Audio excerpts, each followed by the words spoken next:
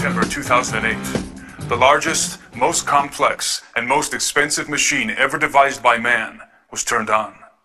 The Large Hadron Collider, or LHC, is a 17-mile-long ring of superconducting electromagnets buried approximately 300 feet beneath the ground near the city of Geneva on the Franco-Swiss border. Chilled to temperatures colder than the void of outer space, and generating a magnetic field more than 100,000 times that of the Earth's, this machine accelerates proton particle beams to a velocity just under the speed of light, and then smashes them together in particle detector chambers in order to break apart the nuclei and unloose the subatomic secrets of matter. At full power, the LHC produces roughly 600 million collisions per second, creating fleeting, minuscule atomic explosions up to 1,000,000 times hotter than the interior of the Sun. The data collected from these collisions is processed by the worldwide LHC computing grid, one of the most extensive and powerful computing grids on the planet. The grid, as it is known, builds on the technology of the World Wide Web, which was invented at CERN in 1989. The Large Hadron Collider is the primary research instrument of the European Organization for Nuclear Research, otherwise known as CERN.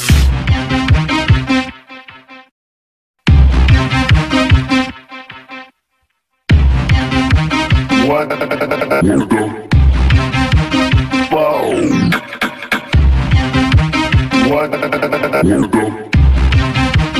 What the fuck?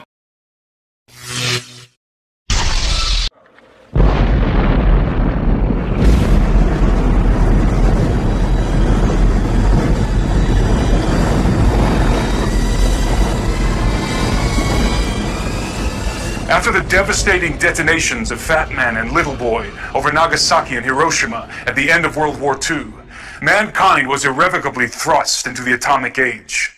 In accordance with the inevitability thesis, which posits that once a technology is introduced into society, what follows is the inevitable development of that technology. The scientific community, impelled by military interests around the globe, became obsessed with the idea of harnessing the power of the mighty atom and unraveling the very fabric of physical reality at the subatomic level. CERN is the largest scientific consortium in the world, involving thousands of top physicists from 21 member states, all working in tandem to discover the fundamental elements that hold the universe together. While this admitted objective of CERN seems innocent enough, and even laudable in a sense, there are deep concerns about potential unintended consequences and probable occult intentions.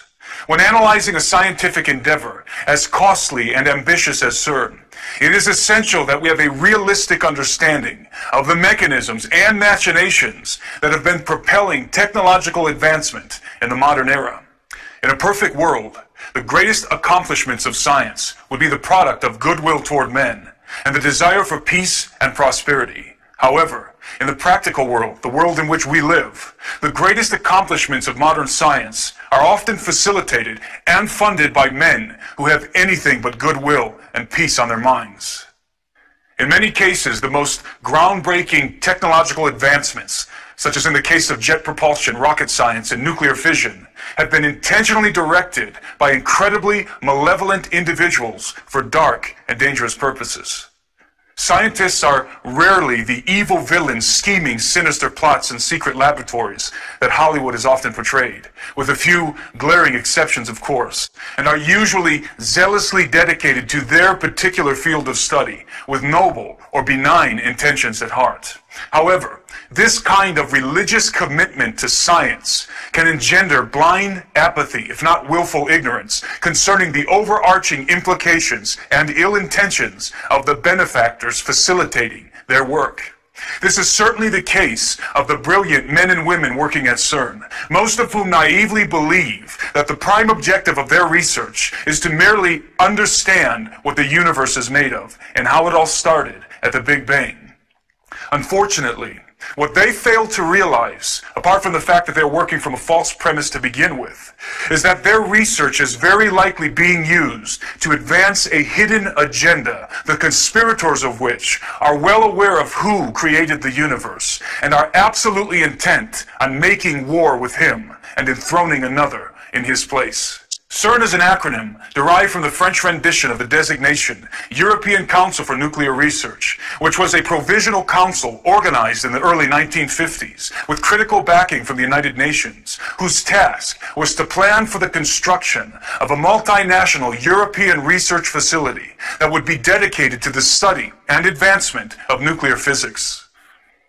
On the 29th of September 1954, the Provisional Council was dissolved and the European Organization for Nuclear Research, or CERN, was born. As an interesting side note, the infamous Bilderberg Group was also conceived that same year, exactly 4 months later, on the 29th of May. Both of these organizations enjoy diplomatic immunity. Although the Provisional Council had been dissolved, paradoxically, the acronym of CERN remained, even though it did not correspond to the title of the new organization. It was distinguished physicist and one of the key pioneers of quantum mechanics, Werner Karl Heisenberg, who had inexplicably insisted that the original acronym of CERN remain in effect, as Tom Horn elucidates in his book, On the Path of the Immortals. Werner Heisenberg understood quite well what quantum physics implied for humanity. Inherent within this theoretical realm, populated by obtuse equations and pipe-smoking scientists, lies what I call the Babylon potential. This is the secret knowledge, the scientific imperative, informed and driven by spiritual advisors, that the Bible cites as the key to opening a gateway for the gods. It is Ente Menaki, Baba Alu, the opening of the Abzu, the doorway to hell. Tom goes on to explain that, although Heisenberg may or may not have known it, CERN is an abbreviated title for an ancient Celtic deity called Cern'S. Cern'S, whose name means horned one, is thought to be the god of death and rebirth, and the lord of the underworld. He is often depicted with rings or torques around his stag-like horns or in his hands, which may symbolize the circle of destruction and restoration that he represents. To further concretize this idea, Cern'S is also depicted with the ring in one hand and a snake in the other. Because of the cycle by which it sheds its skin, the snake has ever been a mystical motif of death and rebirth, destruction and restoration. In a reversed esoteric adaptation, the rings of the Large Hadron Collider could be representative of the rings of Cern'S, and, by further associative interpretation, may very well reveal CERN's prime esoteric objective.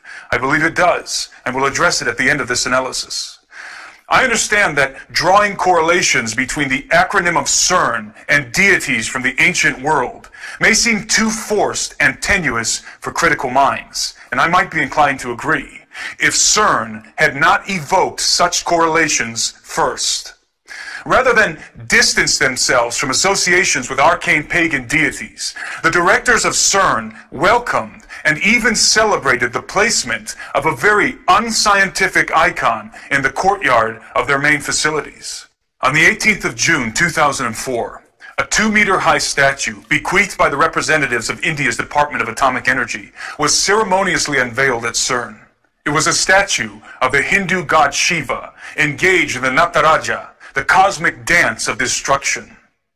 Shiva is one of 3 members of the Trimurti, the Hindu Trinity, in which the cosmic functions of creation, preservation, and destruction are personified in the forms of Brahma the Creator, Vishnu the Preserver, and Shiva the Destroyer, who is also known as the Transformer. It is important to understand that in Hindu mythology, Lord Shiva destroys the world in order to renew, restore, and reconstitute it. A commemorative plaque positioned next to the likeness of the dancing Shiva emblazons a quote from Austrian-born American physicist Fritjof Capra. It reads, in part, "Hundreds of years ago, Indian artists created visual images of dancing Shivas in a beautiful series of bronzes. In our time, physicists have used the most advanced technology to portray the patterns of the cosmic dance. The metaphor of the cosmic dance thus unifies ancient mythology, religious art, and modern physics." Think about this, says Steve Quayle in his book True Legends. A symbolic statue of what might be a fallen angel who promises to destroy things as we know them now and rebuild a new, improved universe, with a plaque basically saying the facility will be trying to unify mythology, religion, and physics. Skeptics will be quick to point out that the unifying of ancient mythology, religious art, and modern physics is only metaphorically represented in the dance of Sheba, and has no practical application in the scientific activities of CERN. Again, I might be inclined to agree, except for the fact that CERN has been deliberately encouraging the coalescence of mythology, art, and physics in very bizarre ways. In 2014, a dance opera entitled Symmetry was performed and filmed at the CERN facilities, including inside of the Large Hadron Collider. Directed by filmmaker Ruben Van Leer and featuring the voice of American soprano Claren McFadden, Symmetry was a collaborative project involving not only choreographers and dancers from the production team, but many of CERN's own scientists. Once again, rather than distance themselves from arcane and mythological associations, the scientists at CERN embraced this highly esoteric and occult-laced production.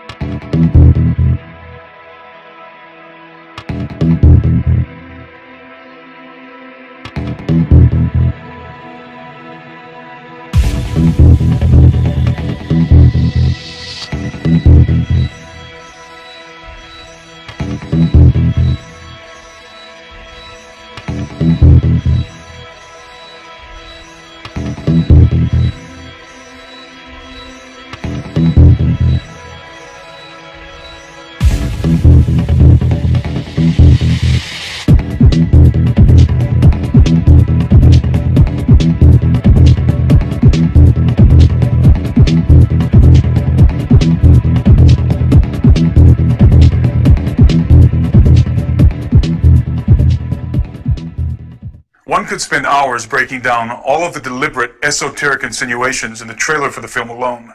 But in the interest of time, let me just point out one of the more obvious details. The name of the film's protagonist is Lucas, which also happens to be the actual name of the Slovakian dancer and choreographer who plays him.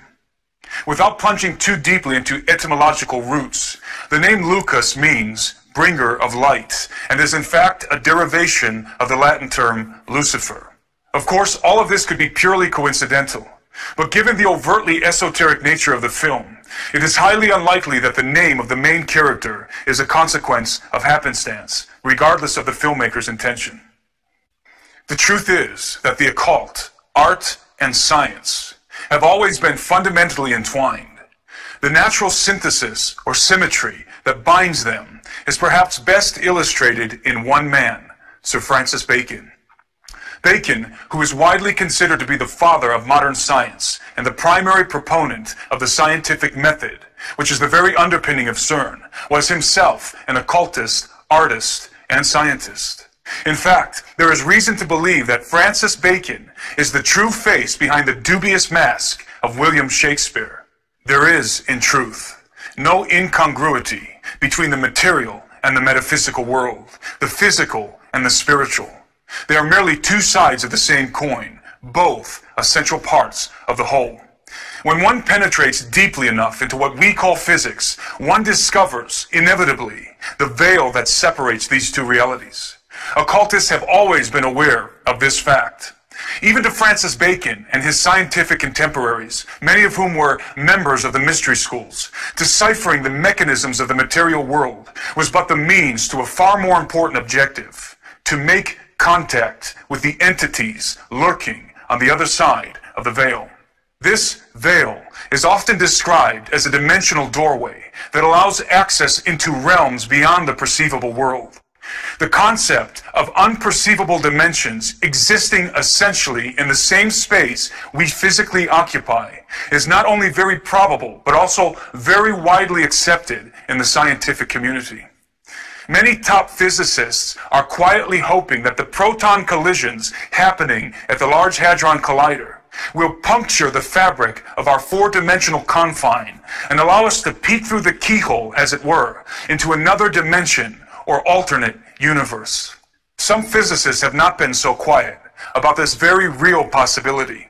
During a press briefing in 2009, Sergio Bertolucci, Director for Research and Scientific Computing at CERN, made the following curious statement. The Large Hadron Collider could open a doorway to an extra dimension, and out of this door might come something, or we might send something through it. There is no question that the scientists working at CERN hope to open a dimensional doorway. The real question is, what is the something that might come through when they do? Of course, for the particle physicists, the answer is simple. They hope to discover new particles that might exist on alternate dimensional planes. There is no doubt that this is the true and honest intention of the vast majority of physicists working at CERN. The problem is, as previously illustrated, that scientists, despite their best intentions, have always been little more than expendable tools in the hands of their benefactors. The pinnacle of science, for its elite occult practitioners, is not discovery, but contact. There are many indications that the power players of our world, including the Vatican, are preparing to make contact with the gods of the old world. Although I have not been able to confirm the validity of the following pictures, it appears that transparent panels containing arcane texts were photographed inside the CERN facilities by a group of Portuguese students from the Santa Cecilia Music Academy. The texts have been described as greetings or invocations written in ancient languages, including Aramaic, Hebrew, Mandarin, and Sanskrit. In the case of Sanskrit, the only people with the ability to read the sacred script considered to be the language of the gods are the scholars of the Vedas and Upanishads. If authentic, these panels may have been prepared for those somethings that might come through the dimensional doorway. It may seem to those unfamiliar with the theoretical realm populated by obtuse equations and pipe-smoking scientists, as Horn aptly puts it, that this analysis is nothing more than hearsay, hyperbole, and wild speculation. But as any theoretical physicist worth his salt will admit, particle physics and quantum mechanics is a world in which fact and fantasy are at times indistinguishable. When it comes to CERN and its Large Hadron Collider, there is no shortage of theoretical doomsday scenarios, many of which have not been propounded by unlearned laymen such as myself, but by some of the most esteemed scientific minds in the world. The following is a brief list of the theoretical possibilities relating to the activities of CERN, and is by no means exhaustive. Each one of these points represents either a scientific reality or a hypothetical possibility based on incredibly complex concepts and mathematical formulas that I won't even attempt to explain or pretend to understand. Number one, black holes. Perhaps the greatest fear among theoretical physicists concerning the LHC is that it might create uncontainable miniature black holes that could descend to the core of the planet and literally devour it from within. It is important to note that black holes are only theoretical constructs and have never been proven to exist. Black holes were first discovered as purely mathematical solutions of Einstein's field equations and are not necessary in Tesla's electric universe model. To date, black holes are science fiction. Number two, antimatter weapons. Unlike black holes, antimatter is not theoretical. Not only can it be measured, but it is already being created and contained in the LHC, though in very small quantities for short periods of time, according to CERN. Antimatter has enormous explosive potential.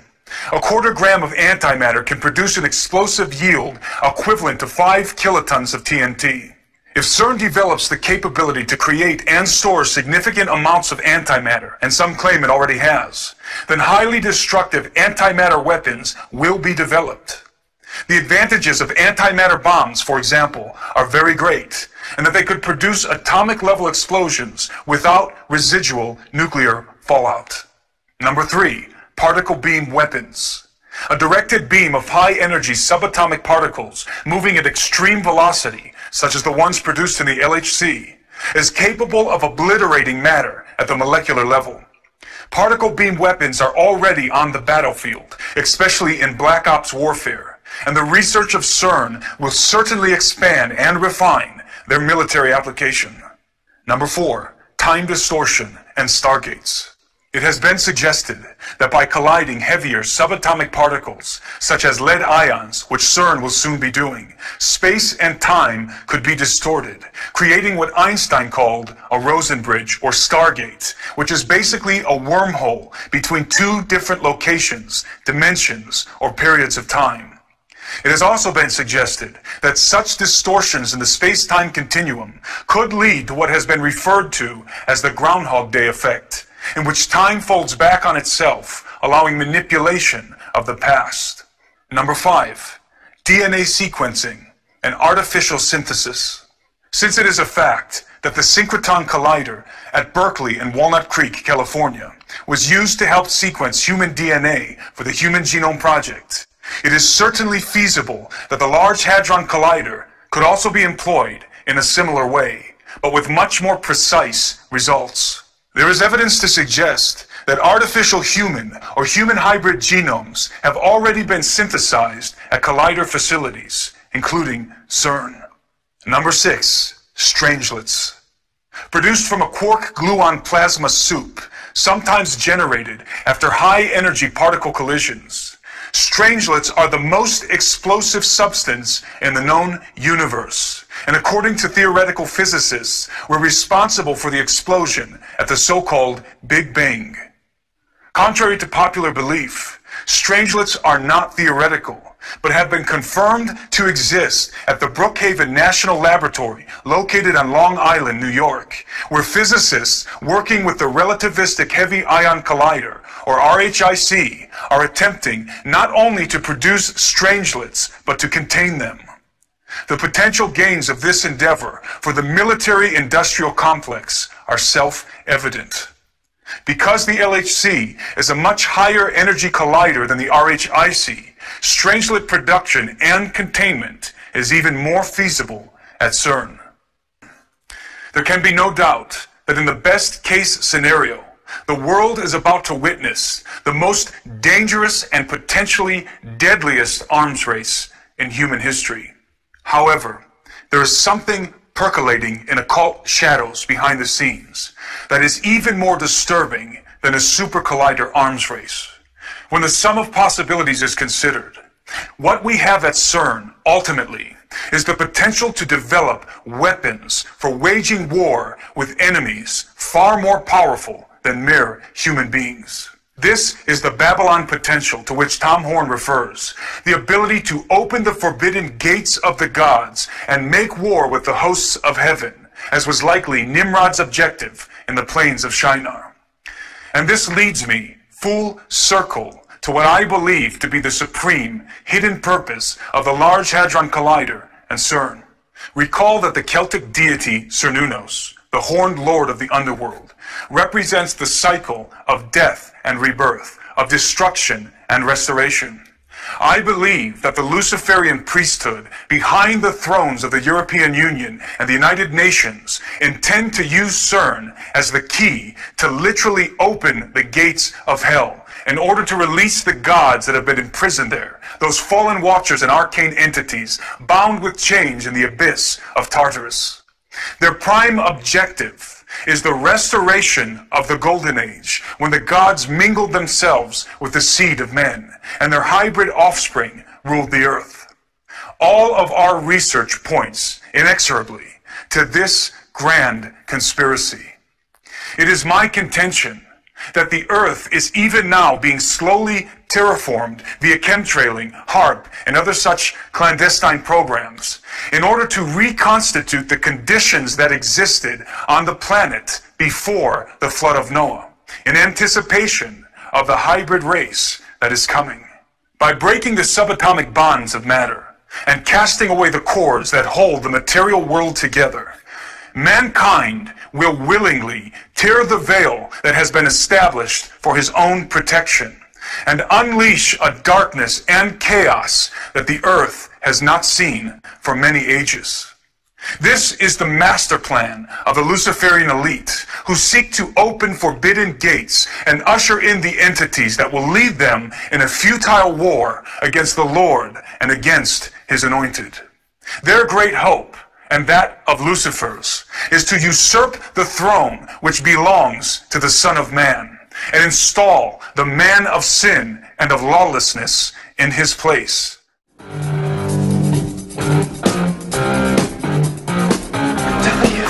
WTF, Gary? WTF? What the fuck does WTF mean? What the fuck? Okay.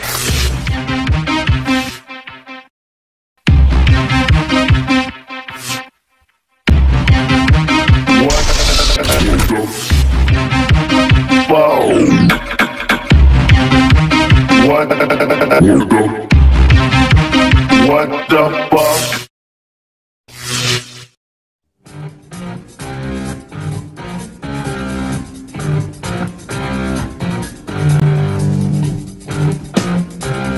September 2008.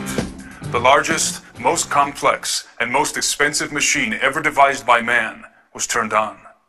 The Large Hadron Collider, or LHC, is a 17-mile-long ring of superconducting electromagnets buried approximately 300 feet beneath the ground near the city of Geneva on the Franco-Swiss border.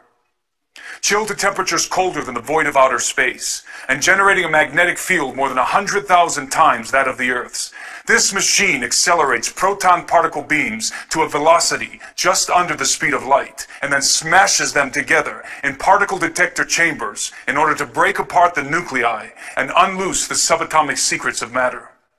At full power, the LHC produces roughly 600 million collisions per second, creating fleeting, minuscule atomic explosions up to 1,000,000 times hotter than the interior of the Sun. The data collected from these collisions is processed by the worldwide LHC computing grid, one of the most extensive and powerful computing grids on the planet. The grid, as it is known, builds on the technology of the World Wide Web, which was invented at CERN in 1989. The Large Hadron Collider is the primary research instrument of the European Organization for Nuclear Research, otherwise known as CERN.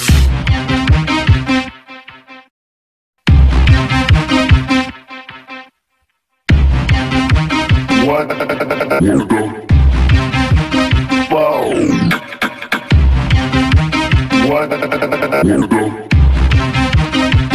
the fuck?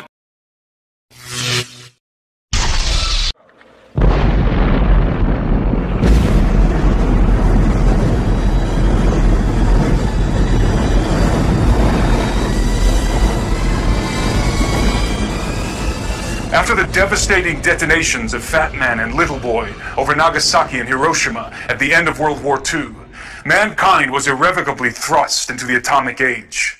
In accordance with the inevitability thesis, which posits that once a technology is introduced into society, what follows is the inevitable development of that technology. The scientific community, impelled by military interests around the globe, became obsessed with the idea of harnessing the power of the mighty atom and unraveling the very fabric of physical reality at the subatomic level.